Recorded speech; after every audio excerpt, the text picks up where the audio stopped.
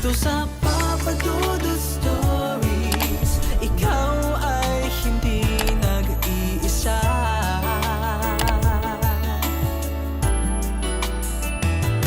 Dito sa Papa Dudut Stories, may nagmamahal sa'yo. Papa Dudut Stories,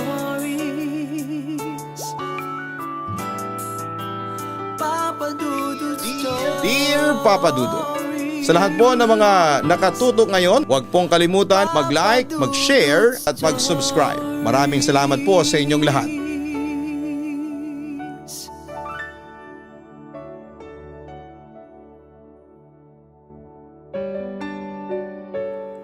Hayop man, kung ituring, ay kagaya nating may damdamin at espiritu pa rin.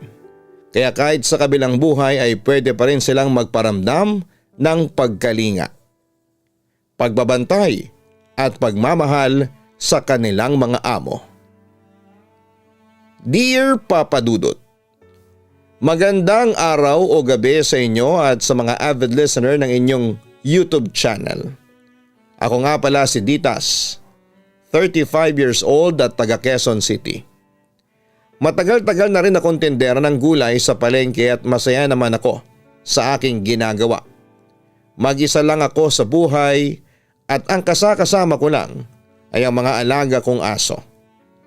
Masasabi ko na isa akong fur parent o yung bang katawagan sa mga tao na mayroong alagang aso o pusa sa kanilang tahanan na itinuturing nilang anak.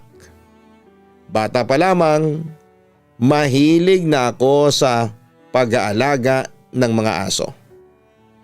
Para sa akin ay mas naiintindihan nila ako kesa sa sarili kong pamilya. Hindi naman sa pagiging madrama, pero lumaki kasi ako sa isang mapang-abusong tahanan noong naninirahan pa kami sa probinsya namin sa Visayas. Bali doon magsisimula ang kwentong ibabahagi ko ngayon, na mapapakinggan ng mga tagapakinig natin. O baka may magsabi dyan na hindi naman masyadong horror o nakakatakot yung kwento ko, pero mahalaga kasi sa akin ang mga pangyayaring ibabahagi at kahit papaano'y isishare ko bilang personal na nakaranas ng kababalaghang yon ay nakaramdam naman ako ng paninindig ng mga balahibo. Papa Dudut, tulad ng sinasabi ko, ay lumaki ako sa isang mapang-abusong pamilya. 6 kaming magkakapatid at pangalawa ko. Ang nanay ko ay labandera at ang tatay naman ay nagtatrabaho bilang magsasaka. Mahirap lang ang pamilya namin. Kayod kalabaw pero isang kahig at isang tuka pa rin. Kaya nga lahat na lang ng pagtitipid ay ginawa na namin ng nanay ko mapagkasya lang ang kita ni tatay. Kaya lang ay mas madalas kaming gipit kesa nakakaluwag. Kasalanan talaga ng tatay mo yan. Masyado siyang lulong sa sabong. Galit na litanya sa akin ni nanay matapos kudkurin ang tutong na natira sa aming kaldero. Magsasayang siya ng bigas na inutang niya lang sa tindahan ng mga panahong yon. Wala na naman po ba siyang naibigay na pera sa inyo? Tanong ko habang inaayos ang mga panggatong na gagamitin ni nanay. Ano pa nga ba? Mas nauna niya pang tinayaan yung bisyo niya kesa bilhan ng matinong pagkain tong pamilya natin. Kahit kailan napaka-irresponsableng tao talaga. Galit na saad ni nanay. Napabuntong hininga na lamang ako dahil hindi pa doon natapos ang pagreklamo niya tungkol sa pagiging lulong ni tatay sa sabong. Dahilan para sumala na siya sa pagbibigay ng pera kay nanay. Panggastos namin at bukod doon ay madalas na rin sila akong magtalo. Bagay na kinaririndi ko lalo pag nagsisigawan at nagmumurahan na sila. Palibhasa ang lakas ng mga boses nila at halatang walang gustong magpasupil at magpatalo. Tapos maliit lang ang bahay namin kaya dinig na dinig mo talaga ang pag-aaway nila. Nang mga panahong yon ay nag-aaral pa ako ng high school. Pangarap ko talaga makapagtapos ng pag-aaral dahil palaging sinasabi sa akin ng nanay ko na magkakaroon ako ng mabuting kinabukasan kapag nagkaroon na ako ng diploma. Kaya nga kahit na hindi ako kagalingan sa klase ay tsinagga ko para makapagtapos ng high school. Gusto ko kasing umalis sa probinsya namin at magtrabaho sa Maynila.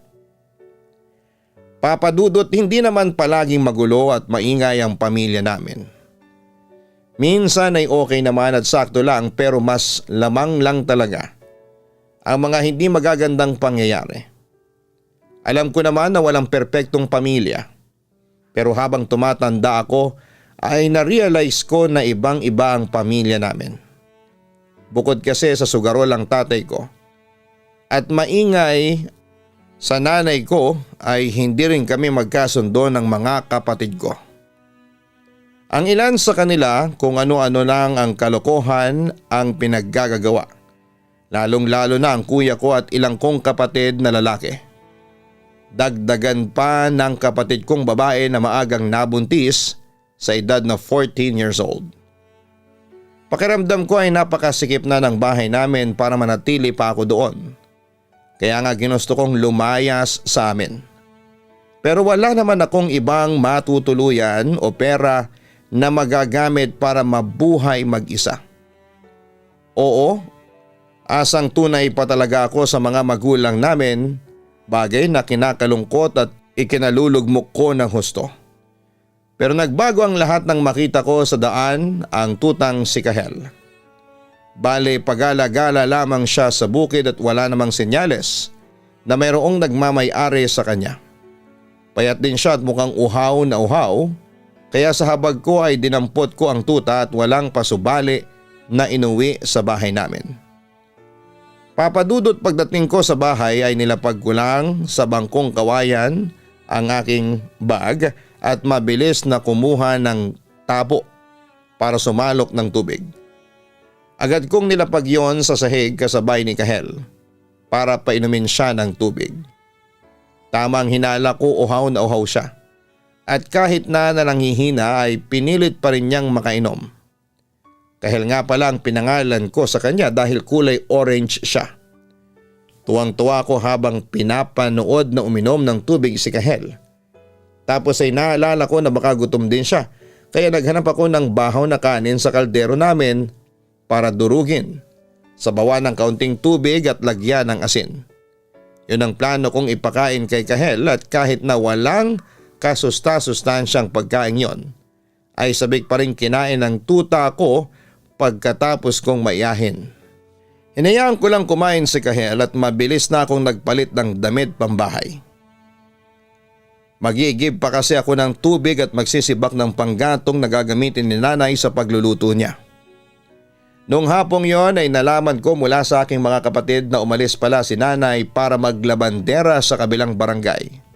At nasa ulingan naman daw sa bukid ang tatay namin. Kinagabihan ay wala pa rin si nanay at iyak ng iyak ang mga kapatid ko dahil nagugutom na sila. Nakonsensya naman ako kasi pinakain ko pa ang tutang napulot ko ng mga tirang bahaw na kanin na dapat ay para sa mga nagugutom kong kapatid. Kaya nga noong nalaman yun ni nanay, pagdating niya ay galit na galit niya akong sinermonan. Talagang nakuha mo pang magdala ng palamunin sa bahay na ito? Galit niyang sabi sa akin nang makita si Kahel. Sorry po nay, pero naawa lang po ako kay Kahel. Pagkakita ko sa kanya doon sa bukid, nangihina po siya, uhaw na uhaw at gutom na gutom. Depensa ko. Umasa ako na mahahabag ang aking nanay sa kalagayan ni Kahel noong nakita ko siya, dahilan para magdesisyon akong iuwi siya sa bahay namin. Wala akong pakialam kahit na mamatay pa siya doon. Saka bakit mo siya kinuha doon para iuwi sa bahay natin? Anong plano mong gawin sa tutang yan? Patuloy na paggalit sa akin ni Nanay Papadudot. Gusto ko po sanang ampunin na lang si Kahel. Dito na lang po siya titira sa atin. Baliw ka na talagang bata ka. At anong ipapakain mo sa tutang yan? Sige nga. Hirap na nga tayo sa pagkain tapos meron pang makikihati sa atin. Kahit kailan hindi mo talaga ginagamit ang utak mo. Ang sakit ng mga salitang binitawan ni nanay na para bang isang malaking kasalanan ang pag-aampon ko kay Kahel. Pero inilaban ko siya. Hindi ako pumayag na palisin siya ni nanay at kahit na kinailangan pa naming maghati sa pagkain ay ginagawa ko. Para pareho lang kaming mabusog. Papadudot sobrang saya ko na dumating si Kahel sa buhay ko. Itinuring ko siya na matalik na kaibigan. Tuwing uwian namin galing eskwelahan ay lagi akong inaabangan ni Kahel sa kanto paliko sa bahay namin para salubungin. Pero dahil sa sinasamahan niya rin ako kapag pumapasok sa paaralan, ay tinatali ko siya dahil ayaw ko namang maligaw ang pinakamamahal kong alaga. At kahit na nagdaan na ang ilang buwan kung saan ay malaki na si Kahel, ay patuloy pa rin sa pagpaparinig ang nanay ko na hindi siya sang-ayon at masaya na inampun ko ang aso ko. Siyempre nakaramdam ako ng lungkot at pagtatampo sa kanya dahil wala namang ginagawang masama sa kanya si Kahel. Sa katunayan, nagsisilbi pang ang bantay sa gabi ang aso ko laban sa mga masasamang loob. At gaya ng sinabi ko ay kaibigan at sandigan na ang turing ko kay Kahel. Sa katunayan, mas madalas pa nga na sa kanya ako nagkukwento ng mga nangyayari sa araw ko. Kahit na alam kong hindi niya ako naiintindihan. Pero minsan ay tumatahol siya na sa tingin ko ay pagsang-ayon o komento sa mga kwento ko kaya natatawa ko. Pero noong nakita ni nanay na kinakausap ko si Kahel ay nagalit siya sa akin dahil para raw akong nasisiraan ng ulo. Sinabi pa niya na ayusin ko raw ang kilos ko dahil kapag may nakakita sa aking ibang tao ay baka mapagkamalan akong baliw. Siyempre nasaktan ako ng husto sa sinabi ni nanay dahil sa dinami-rami ng tao ay siya pa talaga ang nagsalita ng ganong kasakit na bagay sa akin na anak niya. Pero binaliwala ko lang yon at hindi rin naman yon naging dahilan para limitahan ko ang pakikipag-usap kay Kahel.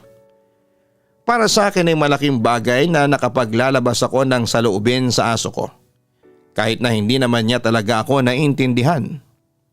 At least, hindi niya rin ako hinuhusgahan. Naniniwala ako na meron ding damdamin si Kahel at sa kahit na maliit na tsansa ay nauunawaan pa rin niya ang nararamdaman ko. Kaya nga nagpapasalamat ako sa Diyos na dumating siya sa buhay ko. Ng mga panahong higit na kailangan ko siya. Bilang isang matalik na kaibigan. Nagpatuloy pa ang paglipas ng mga buwan. Lumaking malaki at malusog na aso si Kahel. At bilang isang responsableng pet owner, inipon ko ang baon ko para mapabakunahan ng anti-rabies ang aso ko. Siyempre nung nalaman ni nanay na ginasusan ko si Kahel, ay isang katutak na sermon na naman ang inabot ko, Papa Dudut. Ngunit lahat ng sinabi niya ay pumasok lang sa kanang tenga ko at lumabas naman sa kaliwa. Hindi ko na siguro mababago ang tingin at pakikitungo ni nanay kay Kahel, kaya nagdesisyon akong baliwalain na lamang ang anumang negatibong bagay na sasabihin niya. Noong nakapagtapos na ako sa high school ay hindi na ako nakatungtong sa kolehiyo noong taong yon. Dahil mas pinili ko na lamang na mamasukan sa bayan para kumita na ng pera. Pangarap ko pa rin namang makapagkolehiyo. Pero sinantabi ko na lamang ang pangarap na yon dahil prioridad kong matulungan ang mga magulang ko. Nang mga panahong yon. Buti na lang, kasakasama ko sa bahay si Kahel at siyang pangunahing rason kung bakit ganado kong umuwi sa bahay namin. Kahit na matapos ang isang buong araw ng trabaho. By the way, nakapasok pala ako bilang cashier at tendera sa isang malit na grocery store sa bayan ng mga panahong yon. Maliit ang kita pero pwede na kaysa sa wala. Kaya lang ay nagbago ang lahat ng isang gabi, umuwi ako sa bahay namin na walang Kahel ang sumasalubong sa akin. Laking pagtataka ko dahil dati naman ay inaabangan na niya ako sa kanto. Nanililikuan ko dahil kabisado na niya ang oras ng aking pag-uwi. Agad kong hinanap si Kahel sa kabuuan ng bahay namin at maging sa likuran. Tinawag ko ng paulit-ulit ang kanyang pangalan pero walang Kahel na lumapit sa akin upang masaya akong salubungin. Doon ako kinain ng pagtataka, pangamba at matinding kaba kung saan posibleng nagpunta ang pinakamamahal kong alagang aso. Kaya nga nang dumating si nanay galing sa pagdiskarte ay agad ko siyang inusisa. "Nay, nasan po si Kahel?" Nag-aalalang tanong ko sa aking nanay. Hindi nakalusot sa akin ang gulat na ekspresyon ng kanyang muka at mabilis niyang iniwa sa akin ang mga mata niya. Ano kasi anak eh?" "Ano po?" Inip na inip akong sagutin ni nanay ang tanong ko ng mga sandaling yon. Pakiramdam ko biglang bumagal ang oras at tumahimik ang paligid. Tanging kumakabog na tibok ng puso ko na lamang ang aking naririnig. "Wala na si Kahel. Binenta ng tatay mo. Kasi may nagka-interes na bilhin siya. Panghanda raw sa birthday ng anak niya," sabi ni nanay dahilan para tuluyang gumuho ang mundo ko. May sinabi pa siya tungkol sa kung paanong wag na raw akong malungkot at magpasalamat na lamang dahil nakadilhen siya ng pera ang tatay ko. Pambili namin ng bigas at ulam ng dahil sa aking alagang aso. Tuwang-tuwa pa raw ang nakabili kasi para raw siyang naka-jackpot dahil malusog at mataba si Kahel. Pero durog na durog naman ang puso ko dahil wala na ang pinakamamahal kong aso. Papadudot kinumpronta ko ang tatay ko nang dumating siya sa bahay galing doon sa birthday party nang pinagbentahan niya ng aso ko. May bit-bit siyang ulam na adobo at gano'n na lamang ang kilabot ko nang sabihin niyang sa wakas, "Napakinabangan na rin natin ang aso mong yan." Galit na galit ako kay tatay kaya kung ano-anong masasakit na salita ang sinabi ko sa kanya. Pero mas galit na galit siya sa akin dahil sa pambabastos ko sa kanya bilang anak niya. At dahil may halo ng alak ang kanyang sistema ay hindi na marunong kumilala si tatay.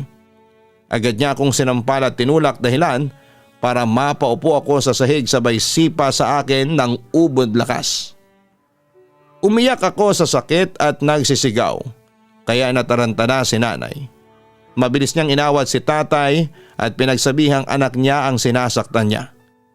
Pero tila bingi ang tatay naming lasing ng mga panahong yon. Sa huli naawat naman siya ni nanay pero nag-iwan siya ng pasa sa mukha ko at sakit sa aking katawan. Iyak pa rin ako ng iyak ng mga panahong yon at paulit-ulit kong tinatawag ang pangalan ni Kahel. Umasa pa rin kasi ako na darating siya katulad ng palagi niyang ginagawa dati. Pag tinatawag ko kasi siya ilalapit siya sa akin tapos ay didilaan niya ako sa braso.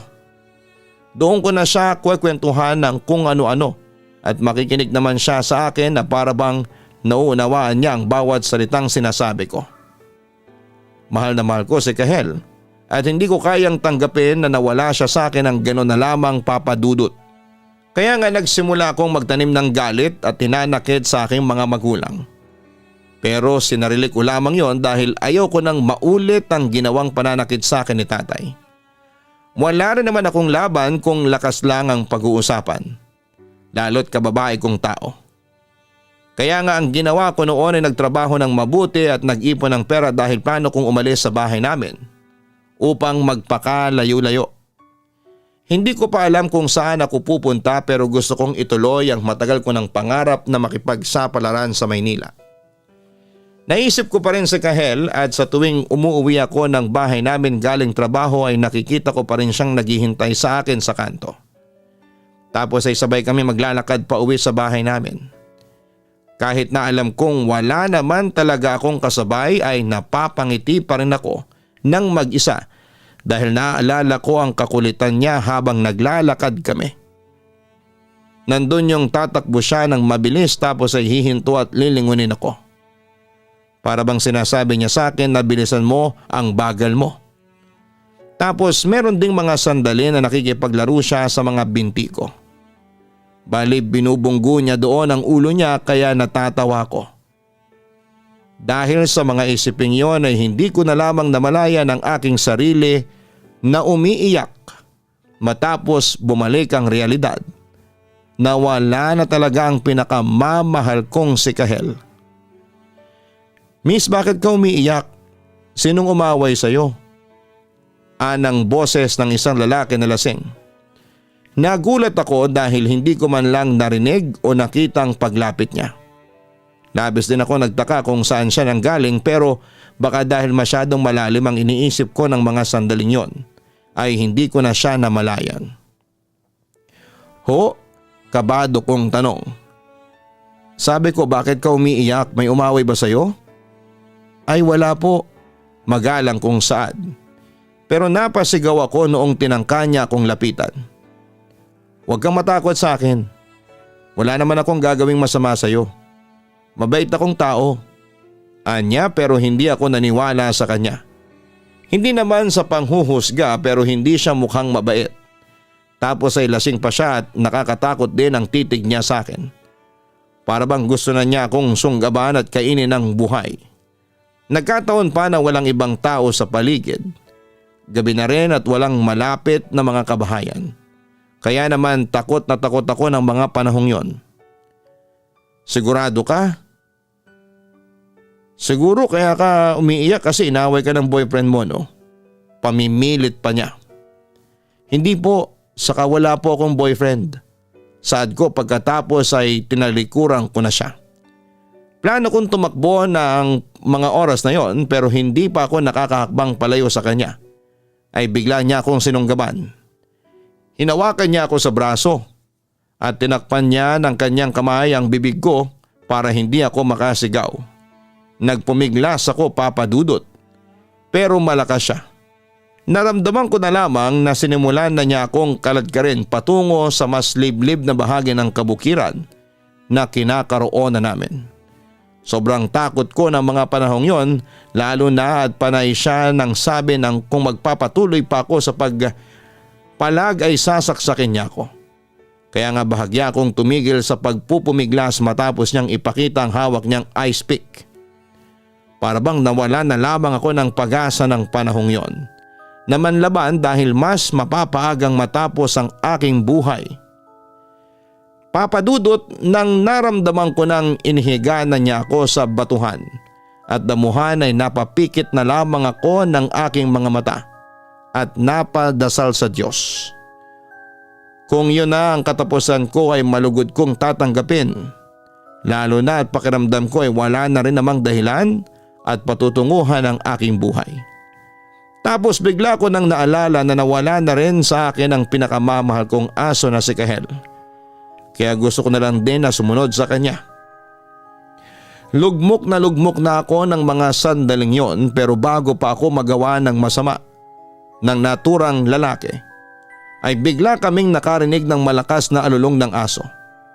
Sa sobrang taranta ng demonyong nakapatong sa akin ay agad siyang napatayo para usisain kung saan galing ang alulong na yon.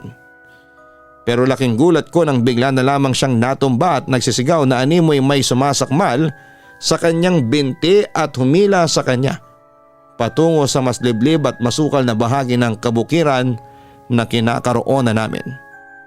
Takot na takot ako dahil hindi ko maaninag kung anong klaseng hayop o halimaw ang kinalaban niya. Pero hindi ko na lang yon inalam dahil pagkakataon ko na yon para makatakas.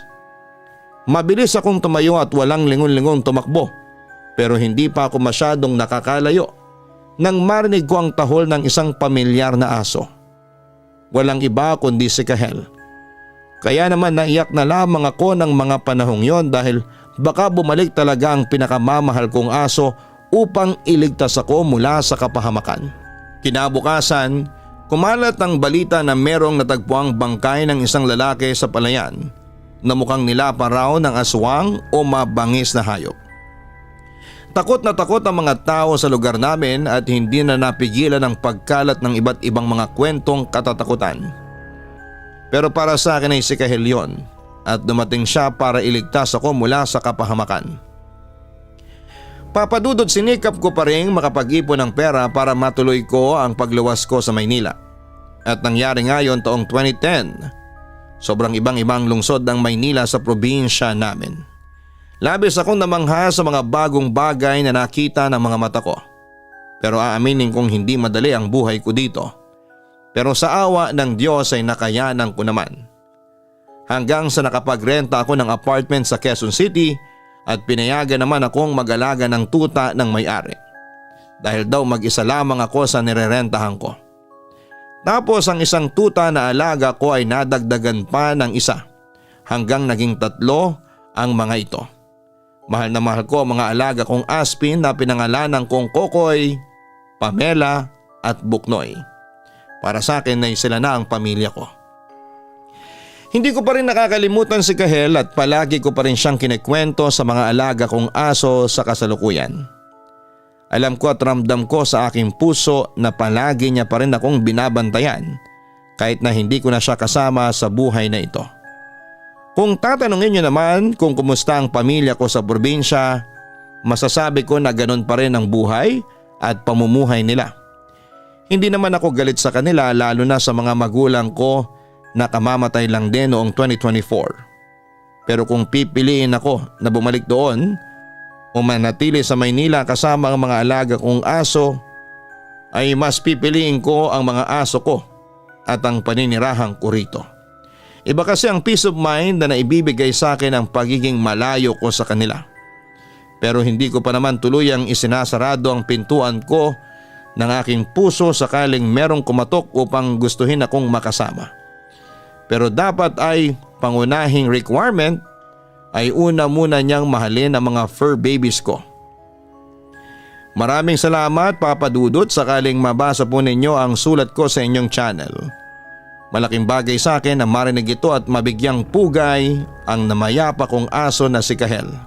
Sana sa mga katulad kong fur parents ay pakamahalin natin na parang mga anak natin ang mga alaga nating aso at pusa. Hindi rin naman sila naiiba sa ating mga tao dahil meron din silang damdamin. Nang dumating sa buhay ko si Kahel, alam kong nagpapasalamat siya ng lubusan dahil niligtas ko siya sa tiyak na kamatayan. Pero hindi niya alam na ako ang mas iniligtas niya nang dumating siya sa piling ko. Simula kasi noon ay hindi ko na naramdaman na nag-iisa ako. Lubos na gumagalang, Ditas. Ang pagkakaroon ng alagang aso at pusa ay may tuturing po nating kompanyon na makakasama natin sa buhay. Malaki ang papel na ginagampanan nila upang hindi tayo malungkot at di natin maramdaman na nag-iisa tayo sa mundo. At yun ang eksaktong kinuwento sa atin ng letter sender natin na si Ditas. Kaya nga nagpapasalamat kami sa iyo dahil ibinahagi mo ang kwento ninyo ng alaga mong si Kahel. Hayop man sila kung ituring ay meron pa rin silang damdamin. Marunong silang masaktan kaya wag tayong gumawa ng ikakasakit nila. Tayong mga tao ay dapat mangalaga at magprotekta sa kanila. Kung mamahalin natin ang mga alaga natin, katulad ng pagmamahal natin sa ating kapwa-tao, mamahalin din nila tayo at magiging tapat sa atin hanggang sa kamatayan nila. Huwag niyo pong kalimutan na suportahan ang isa pa naming channel, ang Kaistorya YouTube channel at ang Gianna Vlogs. Maraming salamat po.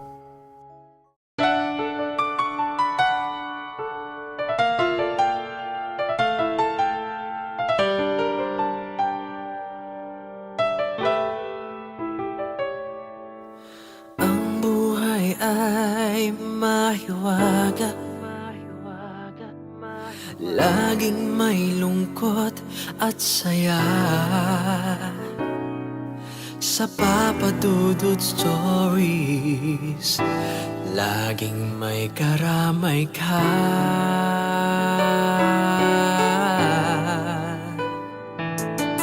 Mga problemang kaibigan, dito ay pakikinggan ka. Sa Papa Dudut Stories, kami ay iyong kasama. Dito sa Papa Dudut Stories, ikaw ay hindi nag-iisa.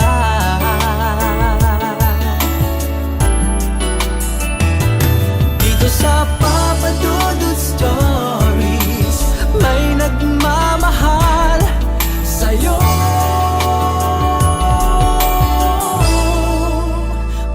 Papa Dudut Stories, Papa Dudut Stories,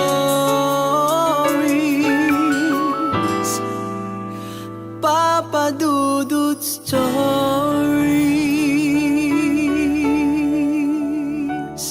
Dito sa Papa Dudut